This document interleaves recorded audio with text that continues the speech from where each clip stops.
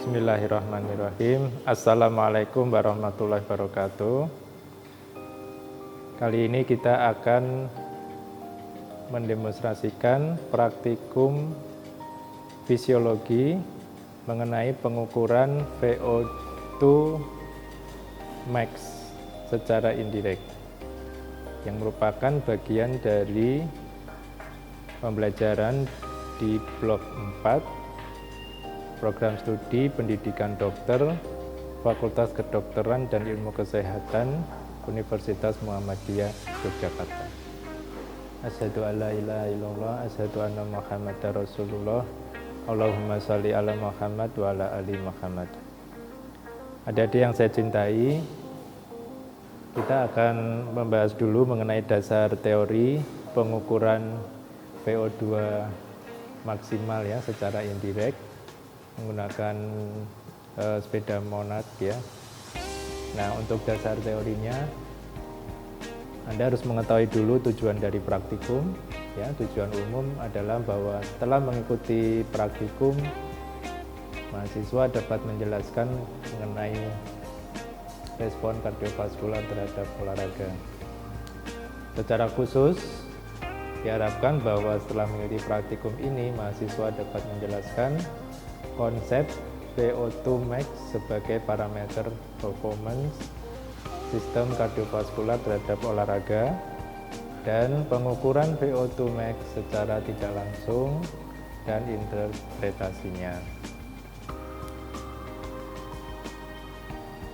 Adik-adik, saya kira di usia Anda sudah masih sering berolahraga ya, beda dengan saya yang saat ini mungkin lebih jarang berolahraga daripada Anda.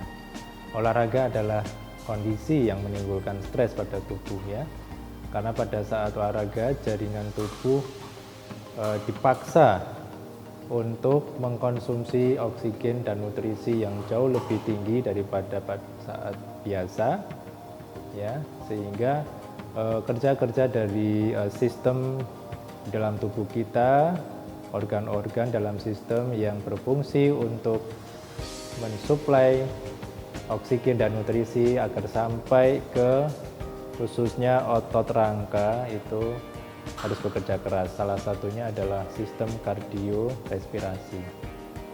Nah, untuk mengangkut oksigen yang cukup dari paru-paru ke jaringan tubuh ya, diperlukan peran dari jantung melalui curah jantung yang meningkat hingga 5-6 kali normal.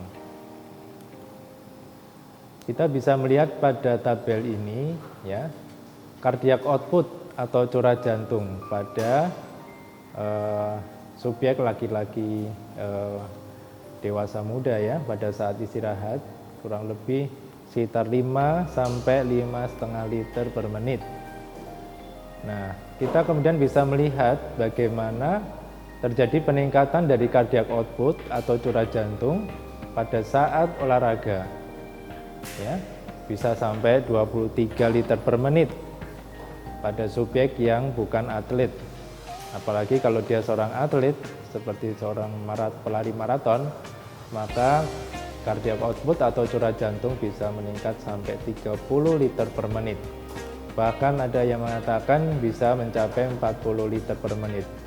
Dengan demikian, maka curah jantung pelari maraton dapat meningkat 7-8 kali dari nilai normal. Nah, tentu kita bertanya, mengapa curah jantung pada saat olahraga meningkat sangat tinggi ya? Yang pertama, kita lihat faktor-faktor yang meningkatkan curah jantung saat olahraga. Yang pertama adalah adanya vasodilatasi pada otot rangka ya. Adik-adik tentu sudah mengetahui bahwa vasodilatasi adalah dilatasi dari pembuluh darah. Jadi pembuluh darah yang mengaliri ya otot rangka ini melebar diameternya. Inilah merupakan faktor yang terpenting dalam memicu peningkatan curah jantung selama berolahraga.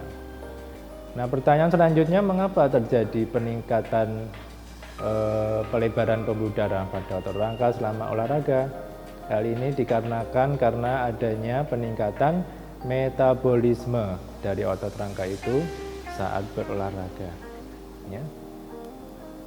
Kita melihat dari rangkaian peristiwa ini bahwa dengan olahraga terjadi peningkatan penggunaan oksigen dan nutrisi otot rangka. Hal ini disebabkan oleh peningkatan metabolisme, dan ini juga akan meningkatkan hasil metabolisme otot rangka. Nah, hasil metabolisme otot rangka inilah yang menyebabkan vasodilatasi lokal pada pembuluh darah otot rangka. Dengan adanya vasodilatasi, maka resistensi atau tahanan vaskular mengalami penurunan. Hal ini akan meningkatkan aliran darah lokal, meningkatkan aliran balik vena, ya, dan ini akan meningkatkan curah jantung, ya. Nah, dengan demikian semakin banyak otot rangka yang kita gunakan dalam berolahraga, maka akan semakin besar kebutuhan oksigen, semakin banyak hasil metabolismenya, vasodilatasi akan semakin banyak ya yang terlibat pada otot rangkanya, dan ini akan semakin meningkatkan curah jantung. Ya, jadi kalau olahraganya semakin banyak melibatkan otot-otot, maka akan semakin meningkat pula curah jantungnya. Kita coba lihat sebentar saja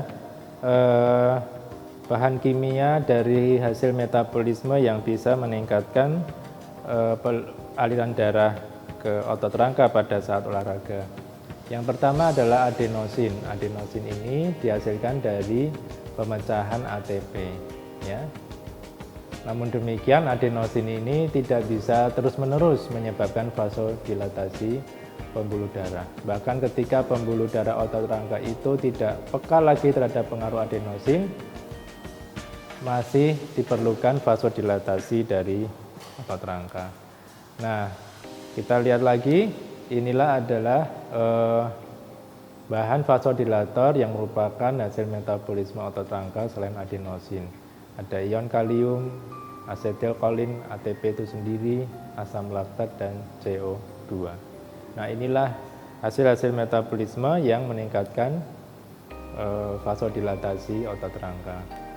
Nah, faktor yang kedua adalah perangsangan sistem saraf simpatis. Jadi pada saat kita berolahraga, sistem saraf simpatis kita terpacu, khususnya pada saat olahraga dengan intensitas berat.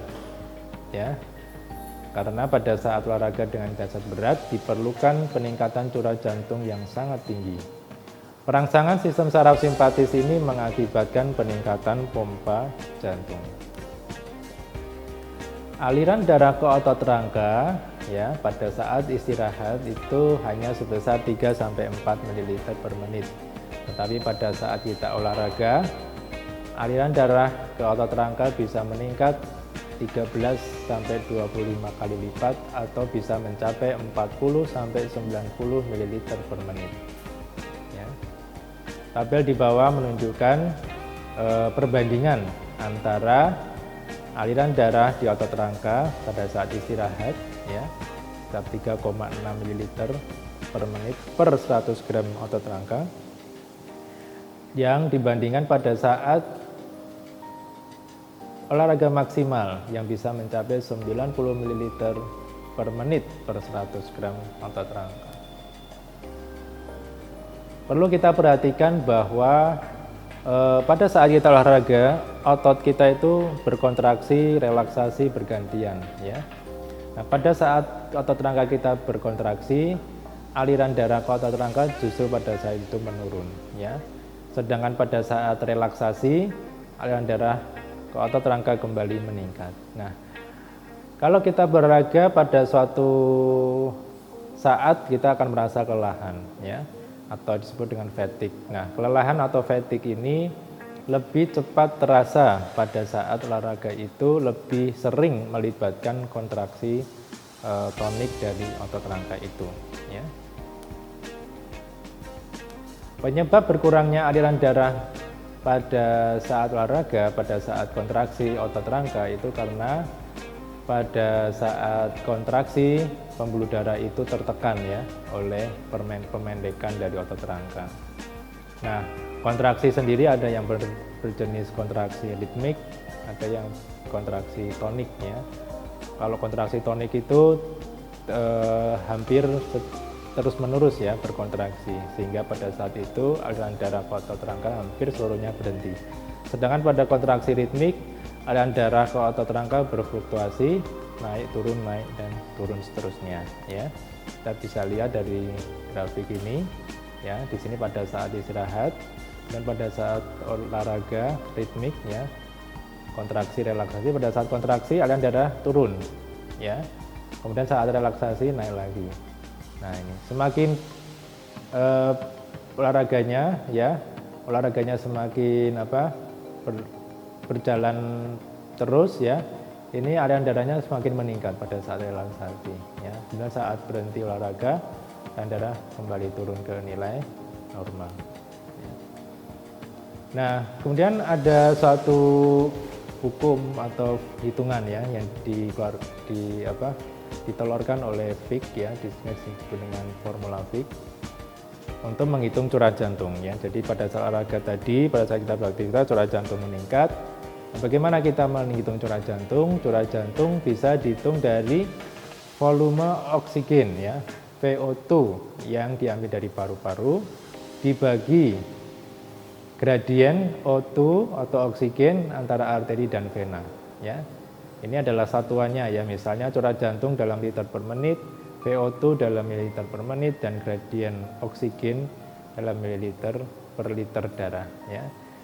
Jadi ini satu rumus yang saya kira Anda perlu mengingat-ingat ya, sekali lagi bahwa curah jantung sama dengan ya volume oksigen yang diambil oleh paru-paru dibagi gradien oksigen antara arteri dan vena ya. Nah, volume oksigen yang diambil dari paru-paru itu kurang lebih sekitar 200 ml per menitnya. Sedangkan gradien oksigen arteri vena itu sekitar 4 ml per liter darah ya. Jadi kadar oksigen pada arteri itu kurang lebih 19 ml ya. Kemudian pada vena sudah berkurang jadi 15 ya kurang lebih. Jadi yang diambil oleh jaringan sekitar 4 ya, 4 ml per liter. Nah sehingga 200 dibagi 4 sama dengan 5 ya. Jadi curah jantung lebih sekitar 5 liter per menit ya. Nah selanjutnya kalau kita ingin menghitung VO2 ya, maka dari rumus tadi bisa kita balik ya, VO2 sama dengan curah jantung dikalikan gradien oksigen antara arteri dan vena ya. Jadi kalau kita mengetahui berapa curah jantungnya dan berapa kadar oksigen pada arteri dan kadar oksigen pada vena, maka kita bisa menghitung VO2 ya. Nah, kita lihat bahwa oxygen consumption ya, atau oksigen yang diambil oleh paru-paru dan oleh tubuh kita pada saat kita beraktivitas itu sebanding dengan curah jantung ya. Jadi semakin meningkat oksigen consumption, maka curah jantung juga akan semakin meningkat ya. Nah, peningkatan curah jantung dan oksigen consumption ini ternyata berbanding lurus dengan beban ya, atau intensitas dari olahraga atau aktivitas kita. Jadi semakin meningkat aktivitas atau olahraga kita, semakin meningkat cardiac output atau curah jantung dan semakin meningkat oxygen consumption ya. Nah, yang inilah yang kemudian menjadi landasan ya kita menilai kebugaran kardiorespirasi seseorang ya. Kita beri dia beban ya, mulai dari 200 misalnya ya, di sini beban satuannya seperti ini 200, dia masih bisa menyelesaikan, diberi 400, 600, 800 ya. Masing-masing orang berbeda-beda dia kapan bisa menyelesaikan sampai mana ya. Inilah disebut dengan kebugaran kardiorespirasi yang sebanding dengan oksigen consumption serta curah jantung. Akan tetapi ada suatu titik di mana VO2 itu mencapai maksimal. Artinya apa? Artinya semakin pada saat titik ini, meskipun kita tingkatkan intensitas olahraga atau beban aktivitas, VO2-nya itu tidak meningkat lagi. Dia tetap pada titik semula ini, landai, ya, steady state, ya, landai, bahkan mungkin bisa menurun, ya. Nah, titik inilah yang disebut dengan VO2 max, ya. Pengertian yang lain adalah bahwa pada saat seorang mencapai VO2 max itu sebetulnya dia sudah mulai awal dari kelelahan, ya, atau sudah mencapai fatigue atau volitional fatigue, ya. Nah, inilah. Jadi ini konsep yang nanti harus kita pahami bahwa VO2 max inilah suatu volume oksigen consumption, metabolisme tubuh kita, tingkat curah jantung kita, di mana pada saat itu meskipun exercise kita tingkatkan, beban aktivitas kita tingkatkan, VO2 max VO2 ini tidak meningkat lagi, ya, sehingga disinilah tercapai VO2 max. Kita lihat sebentar mengenai VO2 max, ya. VO2 max adalah standar emas, ya, gold standard untuk mengukur kebugaran kardiorespirasi atau kebugaran jasmani, ya. Jadi kebugaran kardiorespirasi ini merupakan salah satu bagian dari kebugaran jasmani. Tapi inilah yang paling sering diukur, ya. Dan VO2 max ini merupakan standar emasnya, ya. Boleh kita gunakan pengukuran yang lain, tapi ini adalah gold standarnya, ya. Salah satu indikator kebugaran kardiorespirasi adalah dengan mengukur jumlah asupan oksigen maksimum pada saat tubuh kita sedang beraktivitas berat. Pengukuran VO2 max dapat dilakukan secara langsung dengan menganalisis udara inhalasi dan eksalasi yang dilakukan dengan usaha maksimal. Ini satuannya, ya. Bisa dengan liter per menit atau kemudian kita adjust, ya, dengan berat badan subjek yang diukur sehingga menjadi mililiter per kilogram per menit, ya. Ini beberapa tes yang digunakan untuk mengukur VO2 max, ya. Jadi pengukuran VO2 max bisa secara langsung dan tidak langsung, ya. Secara langsung tadi sudah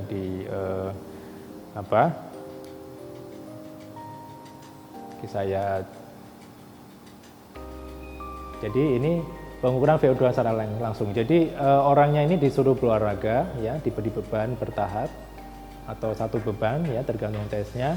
Kemudian dia diukur dari udara inhalasi dan eksalasinya, ya. Berapa sih oksigen yang dia ambil, ya. Jadi kalau misalnya inhalasinya sekian A, kemudian eksalasinya oksigennya kurang dari A, maka selisihnya itulah yang diasumsikan yang diambil oleh tubuh. Ya, ini secara langsung, tapi ini perlu alat-alat yang cukup mahal, ya. Nah, secara tidak langsung bisa dihitung dengan frekuensi denyut jantung sebagai respon terhadap olahraga, ya. Nah, sekarang pertanyaannya, mengapa frekuensi denyut jantung atau heart rate ini digunakan atau bisa digunakan untuk mengukur VO2 max secara tidak langsung atau indirect, ya. Ada yang tahu, adik-adik? Coba kita lihat rumus yang lain, ya.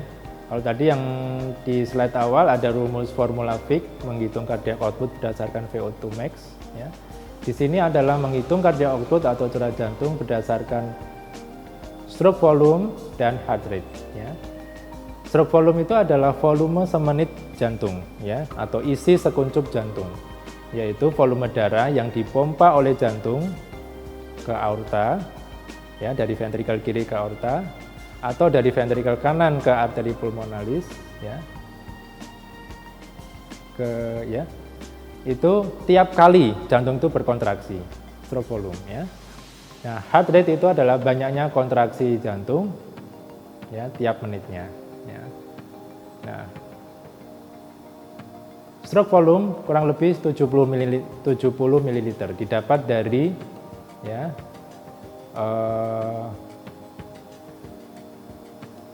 N systolic volume ya dikurangi N diastolic volume ya. Maaf, didapat dari N diastolic volume dikurangi oleh N systolic volume ya. Kemudian dikalikan heart rate ya, kurang lebih ada yang 70, ada yang 80, tapi di sini sebagai contoh ada 70 beat ya, beat per menit ya. Nah, ini didapatnya adalah 4.900 ml ya. Nah, ini stroke volume itu adalah sekali lagi volume darah yang dipompa oleh jantung tiap kali jantung itu berkontraksi ya. Jadi pada saat akhir diastolik ventricle itu kurang lebih terisi 120 cc atau mililiter darah. Kemudian pada saat jantung itu berkontraksi, itu 70 cc itu dikeluarkan oleh jantung. Sehingga sisanya kurang lebih 50 cc yang masih ada di dalam bilik ventricle ya. Nah, dari rumus tadi tentu adik-adik bertanya, kalau dari rumus tadi kan ada dua ya komponen dari cardiac output. Satu stroke volume, dua heart rate. Lalu pertanyaannya, mengapa pada saat pengukuran VO2 max itu secara indirect yang digunakan adalah heart rate parameternya, bukan stroke volume. Nah, kita lihat di sini grafik ini ya. Pada saat seseorang berolahraga dengan intensitas yang makin lama makin tinggi, makin berat, kita lihat bahwa cardiac output itu semakin meningkat ya, linear ya. Nah, sekarang kita lihat bagaimana perubahan dari stroke volume dan heart rate. Kita lihat bahwa ketika cardiac output mencapai 50% ya, karena di sini sudah maksimal, ini akan landai 50%. Stroke volume itu yang tadinya meningkat juga menurun ya. Akan tetapi untuk heart rate dia terus meningkat ya, seperti cardiac output. Oleh sebab itu dari grafik ini kita bisa menyimpulkan beberapa. Yang pertama, untuk menilai VO2 max itu kan kita harus mengetahui cardiac output. Nah, cardiac output ini secara surrogate ya, secara indirect kita bisa mengetahuinya terdidik dari heart rate ya, heart rate. Ini yang paling bagus karena semakin meningkatnya intensitas olahraga, heart rate itu tetap meningkat terus ya, konsisten. Cardiac output juga, tapi stroke volume tidak. Kemudian yang kedua, bahwa semakin kita berolahraga semakin berat ya, pada saat olahraga intensitas berat itu untuk memenuhi kebutuhan oksigen ya, untuk memenuhi curah jantung yang tinggi, itu jantung kita akan berdetak semakin cepat ya.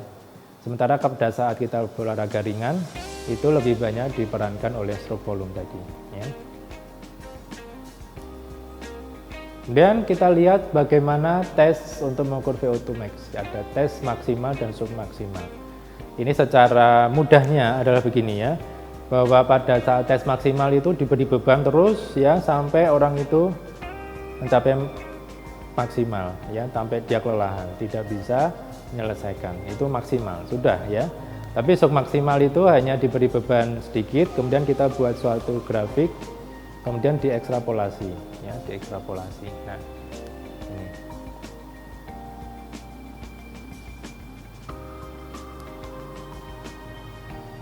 Bedanya bagaimana pada saat tes maksimal? Di sini intensitas maksimal hingga tercapai kelelahan, tidak dibatasi waktu dan jarak ya, jadi waktunya unlimited.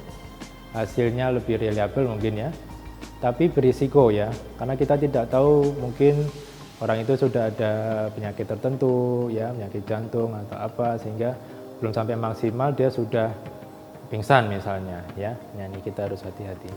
Sedangkan submaksimal ini dibatasi waktu dan jarak ya, tidak tetap kelelahan, kurang berisiko, tanpa pengawasan dokter dan tidak ada ekstrapolasi ya. Nah, tes VO2 max ya, secara pengukurannya itu bisa menggunakan treadmill, bisa menggunakan sepeda statis, bisa dengan naik turun bangku. Nah, ini yang kita lakukan di blok 2 ya, sudah kita lakukan ya, pengukuran heart step test ya. Meskipun yang diukur itu tidak langsung VO2 max, tapi kebugaran, indeks kebugaran. Dan di sini nanti kita menggunakan sepeda statis dengan metode Asran ya, kita menggunakan ini ya. Kalau untuk treadmill nanti mungkin pada saat blok elektif ya, blok elektif kedokteran olahraga.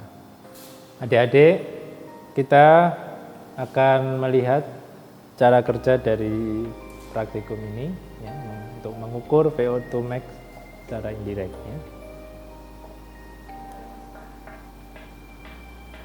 Langkah-langkah praktikum pengukuran VO2 max secara indirect. Yang pertama adalah persiapan ya. Jadi kita harus menyiapkan alat dan subjek yang akan diukur ya.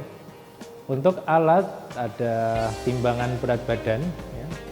Kemudian dipan untuk memeriksa status kesehatan dari subjek atau probandus. Kemudian alat pengukur tekanan darah, tensimeter, stetoskop, lalu EKG, sepeda ergometer Monarch, dan metronom serta stopwatch. Nah, dari alat-alat ini di masing-masing rumah adik-adik ini mungkin ada yang punya sepeda statis, ada yang tidak ya. Kalaupun ada yang punya sepeda statis, saya yakin kebanyakan mungkin bukan Monarch ya, karena ini memang dirancang untuk penelitian, lebih banyak untuk penelitian atau training ya di pusat olahraga. Tapi kalau misalnya adik-adik ada yang punya sepeda statis di rumah meskipun bukan Monarch, saya kira itu cukup bagus juga untuk misalnya adik-adik ingin mencoba melakukan pengukuran VO2 secara max secara indirect ya, karena di situ juga ada beban ya yang bisa dirubah-rubah ya, berat ringannya dari kayuhan itu ya. Kemudian untuk EKG, nah ini mungkin di rumah adik-adik belum ada ya EKG ya. Nah ini sebenarnya bisa diganti dengan pengukuran heart rate secara manual ya, dan dari pergelangan tangan nadi wrist ini ya. Sedangkan ini metronom ini untuk apa ya? Untuk nanti memberikan irama kayuhan itu. Jadi ada iramanya yang harus diikuti ya. Karena dalam 1 menit kita harus sekian kali mengayuh ya. Nah itu sebenarnya bisa kita pelajari ya, ya. Sehingga kalau kita sudah belajar itu mungkin tanpa metronom pun insya Allah juga bisa ya. Tapi kalau ada metronom lebih baik ya. Dan stopwatch ini untuk mengukur durasi ya dari olahraga itu. Nah kemudian untuk subjek yang akan diukur, perlu diperhatikan bahwa subjek tersebut tidak berolahraga sebelum pengukuran, bukan seorang perokok, atau kalau dia perokok paling tidak 30 menit sebelumnya tidak merokok ya. Kemudian juga diperhatikan untuk makannya ya, jangan sampai perutnya penuh ya, karena habis makan berat ya. Kita harus beri jarak ya. Di sini bisa dikatakan 2,5 jam sebelumnya atau makanan ringan 1 jam sebelumnya. Lalu selanjutnya subjek yang akan diukur kita timbang berat badannya, kita catat. Kemudian kita persilakan untuk berbaring di depan periksa, kita lakukan pemeriksaan fisik, head to toe. Kemudian dilanjutkan dengan pemeriksaan rekam jantung dengan EKG. Kita perhatikan apakah dari 2 pemeriksaan ini ya ada suatu kelainan yang perlu kita catat. Ya, kita perhatikan ya, kalau ada satu kontraindikasi untuk dilakukan tes ini, sebaiknya kita ganti subjek yang akan diukur ya. Kemudian subjek setelah hasil pemeriksaan tadi baik ya, subjek dipersilakan untuk mencoba duduk di sepeda ergometer Monarch ya, di mana tinggi sadel kita sesuaikan dengan panjang tungkai. Jadi cara menyesuaikannya itu pada saat ekstensi ya, pada saat turun itu kaki itu lurus, tapi di sini tidak lurus 180 derajat ya. Jadi ada kemiringan kurang lebih 5 derajat ya. bending 5 derajat ya. Nah, ada yang mengatakan ya bahwa sebaiknya subjek itu juga warm up dulu. Warm up itu pemanasan ya, pemanasan sebelum melakukan olahraga ini ya. Tapi di sini kita asumsinya bahwa sebelum itu dia sudah sempat berjalan ke lab, ke tempat pemeriksaan dan sebagainya, itu sudah ada pergerakan ya dari itu. Kemudian di sini, kemudian setelah subjek nyaman dengan posisinya, kita pasang lagi EKG di badan ya. Nah di sini nanti kita lihat bahwa setelah pemeriksaan EKG ini, EKG kita lepas dulu, baru kemudian kita pasang lagi di sini. Nah kemudian metronom kita pasang pada angka 100. Untuk metronom ini kan seperti pada saat tes Harvard ya, juga dipasang pada 100 sehingga subjek itu akan mengayuh 50 siklus dalam waktu 1 menit ya. Subjek kemudian mulai mengayuh sesuai irama metronom, sehingga dengan irama tersebut ya 50 siklus tersebut dalam 1 menit, maka jarak tempuh 1 siklus kurang lebih 6 menit ya. Jadi panjang roda itu sudah diukur, itu 1 kali siklus ya, itu mengayuh 6 meter. Nah, sehingga kalau dalam 1 menit ada 50 siklus, maka dalam jangka waktu 1 menit akan menempuh jarak 300 meter ya. Nah, lalu kita sesuaikan bebannya. Di sini disebut dengan breaking power ya.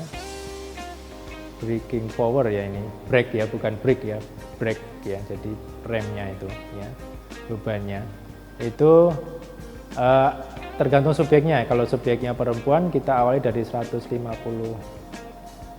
kpm ya, kalau laki-laki 300 kpm ya. Nah, apa disebut dengan breaking power? Di sini kp ya, kp itu adalah kilopound, yaitu kekuatan yang bekerja pada massa seberat 1 kg pada percepatan gravitasi normal. Nah, lalu kita hitung bebannya ya. Bebannya breaking power kali siklus metronomnya kali jarak tempuh. Nah, ini kan tadi jarak 300 ya. Kalau di sepeda monark tadi ada angka setengah, 1, 1,5, 2 ya. Ya. Atau mungkin hanya 1 dan 2, sedangkan setengahnya itu hanya garis strip ya. Maka kalau kita pasang di 1 kp, maka 1 kp kali bebannya ini, beban ini 1 ya, 1 kp kali jarak tempuh, maka menjadi 300 kp kilopound meter per menit ya. Kalau setengah kp berarti 150 kilopound meter per menit ya, kpm. Pada beban pertama subjek menyelesaikan selama 6 menit ya. Nanti kalau subjek belum kelelahan atau masih kuat, maka beban dinaikkan setiap 6 menit ya.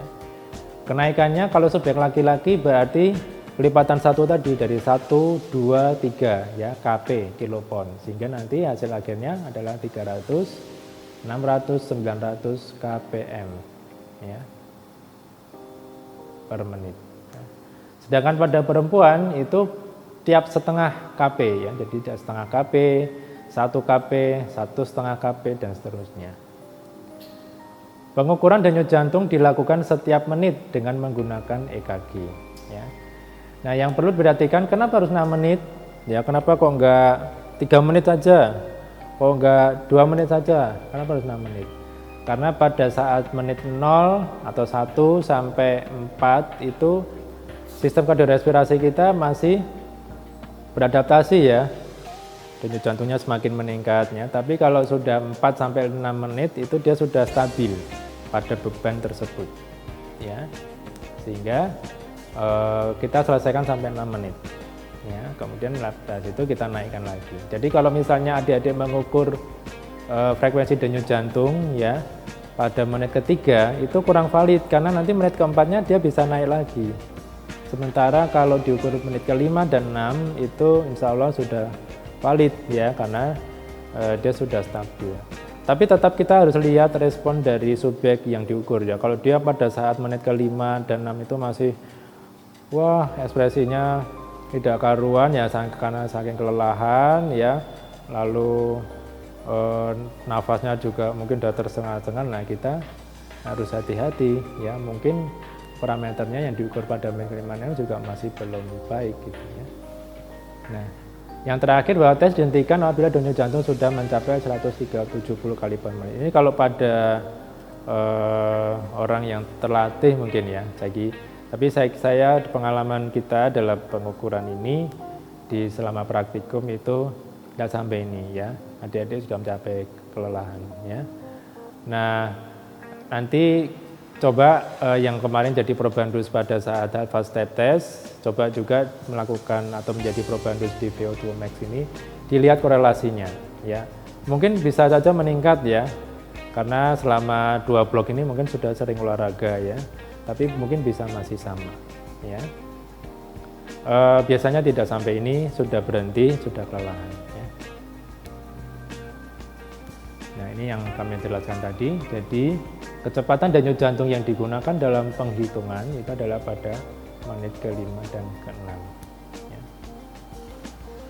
Nah, lalu kalau sudah dapat heart rate-nya tadi, dirata ya, ke-5 ke-6 pada beban yang terakhir. Jadi misalnya tadi 1 kp, 2 kp, 3 kp terakhir ya, pada pengukuran yang terakhir inilah yang digunakan untuk menghitung.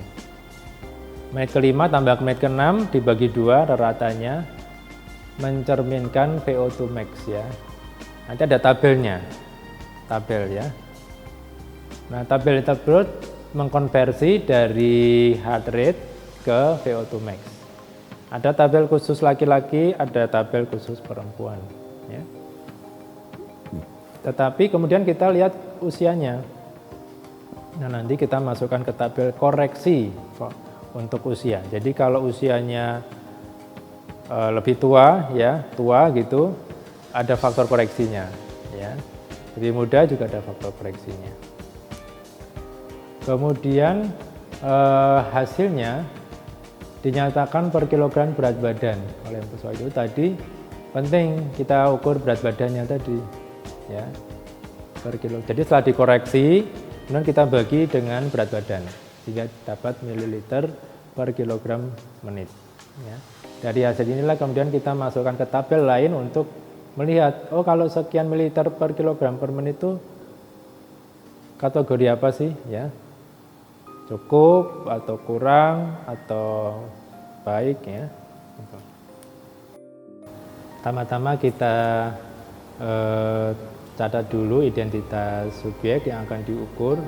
Identitas meliputi nama ya, usia, jenis kelamin ya, kemudian anamnesis singkat terkait dengan riwayat kesehatan selama ini ya.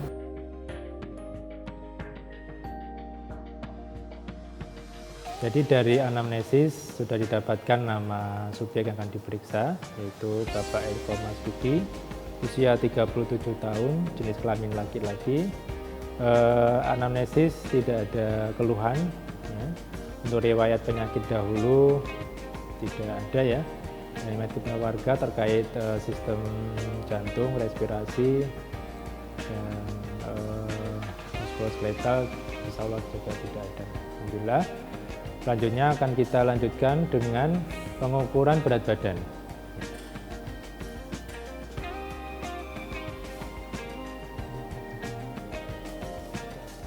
67 kg untuk berat badan. Setelah dilakukan pemeriksaan atau pengukuran berat badan, subjek dipersilakan untuk berbaring di depan periksa dengan melepas baju bagian atas. Kemudian kita lakukan pemeriksaan fisik meliputi vital sign termasuk tekanan darah dan pemeriksaan fisik head to toe. Setelah itu kita lanjutkan dengan pengukuran atau perekaman jantung dengan menggunakan EKG.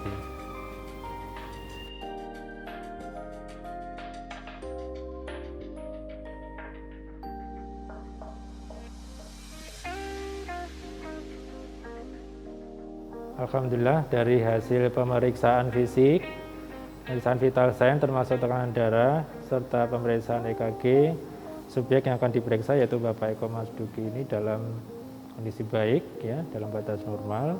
Selanjutnya subjek dipersilakan untuk duduk, memposisikan diri di sepeda statis Monarch, ya. Dengan yang penting untuk tinggi pedal, ya, tinggi tempat duduk dengan pedal ini kita sesuaikan dengan antropometri subjek yang diperiksa. Di sini pada saat ekstensi kaki lurus dengan baik dan masih ada sudut 5 derajat bending di sini, ya. Kemudian untuk EKG masih terpasang, ya, dan untuk pemeriksaan tekanan darah juga terpasang. Nah, ini yang disebut dengan metronom, ya, yang adik-adik sudah pernah juga melihat ini pada saat praktikum Harvard test, ya.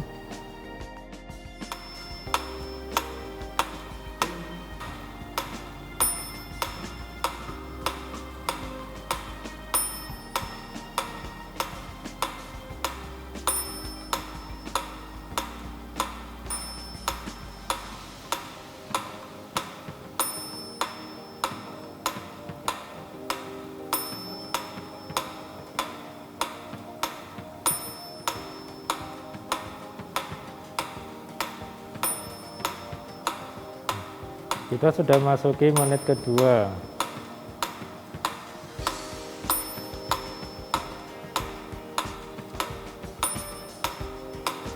Ya.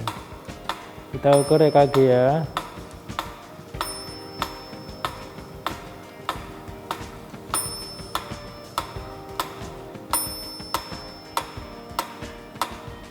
Ya, kita tambah loadnya, ya, karena ini sudah 6 menit.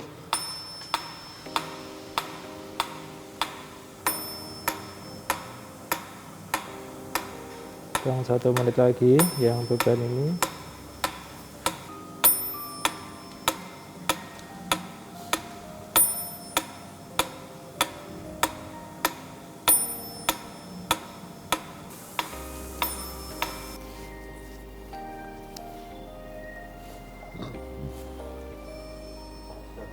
Ya.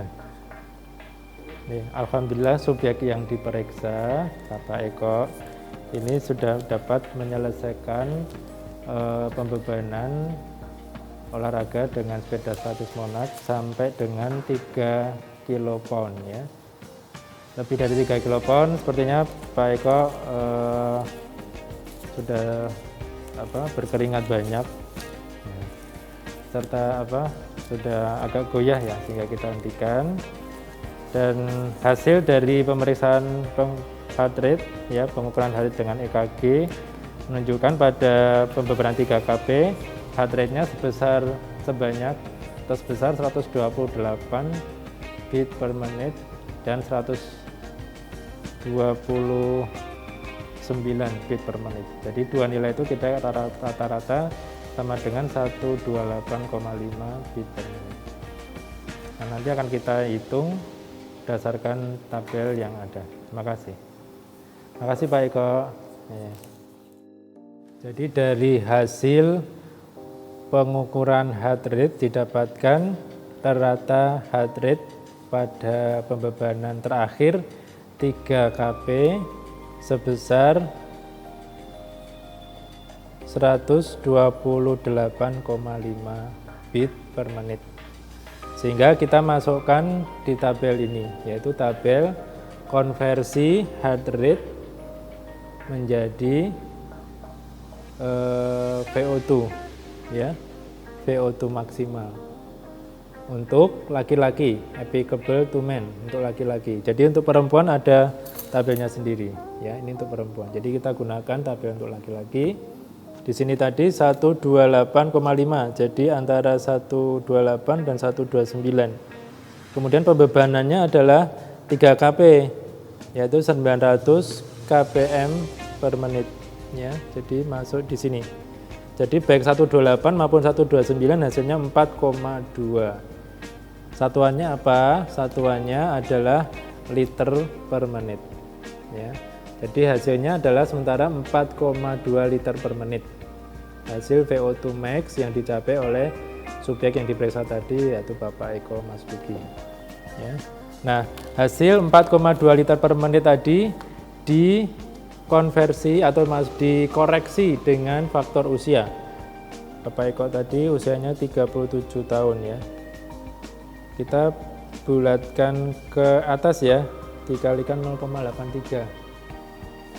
Jadi kita kalikan 0,83 di sini ya, 0,83 dikalikan 4,2 liter per menit tadi yang kita dapat dari tabel sebelumnya.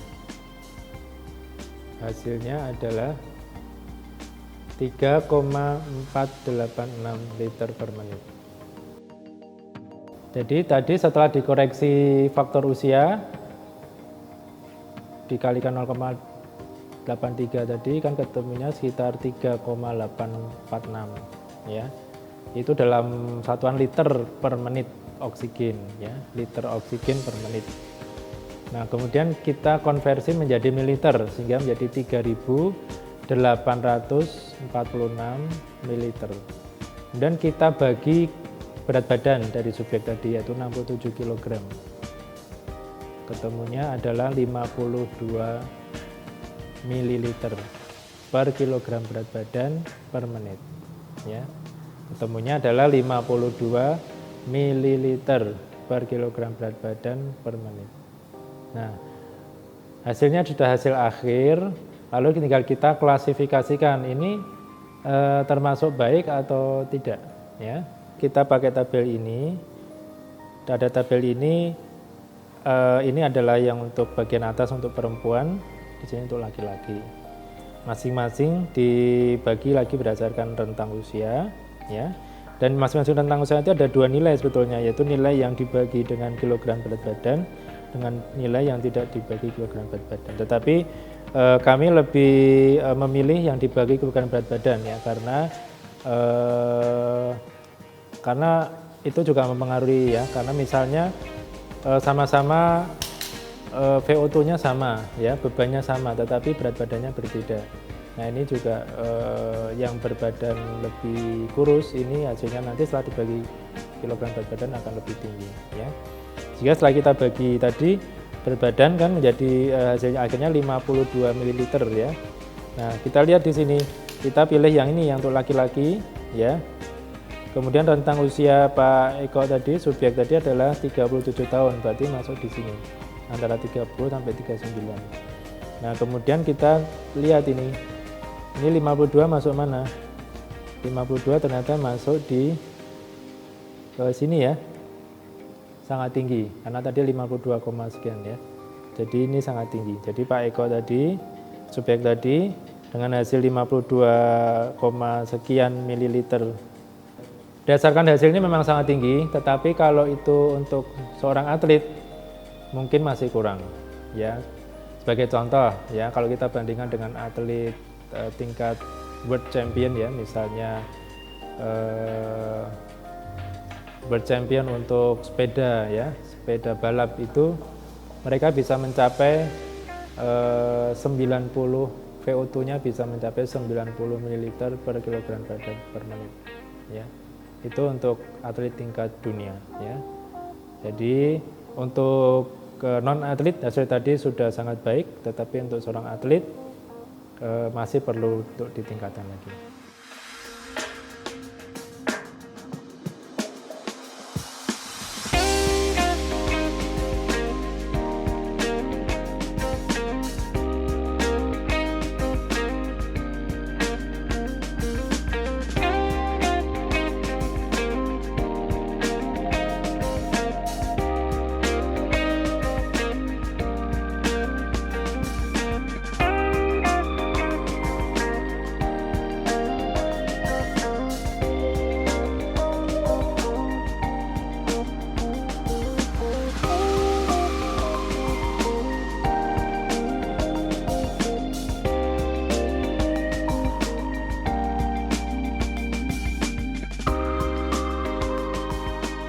Alhamdulillah pada hari ini kita telah melakukan praktikum pengukuran VO2 max secara indirect menggunakan latihan yang bisa dikatakan latihan maksimal ya sebetulnya, menggunakan sepeda statis Monarch ya. Hal-hal yang perlu kita ambil sebagai pelajaran atau kesimpulan dari praktikum ini, yang pertama bahwa VO2 max merupakan gold standar untuk menilai kebugaran kardiorespirasi. Pengukuran VO2 max dapat dilakukan secara indirect dengan memperhatikan respon frekuensi denyut jantung atau heartbeat terhadap olahraga atau beban yang kita berikan. Ya. Oleh sebab itu, pada saat adik-adik akan melakukan olahraga, penting sekali untuk mengukur atau menghitung heart rate ya, atau frekuensi nadi sebelum olahraga ya, dan selama olahraga, bahkan setelah olahraga. Kita catat ya.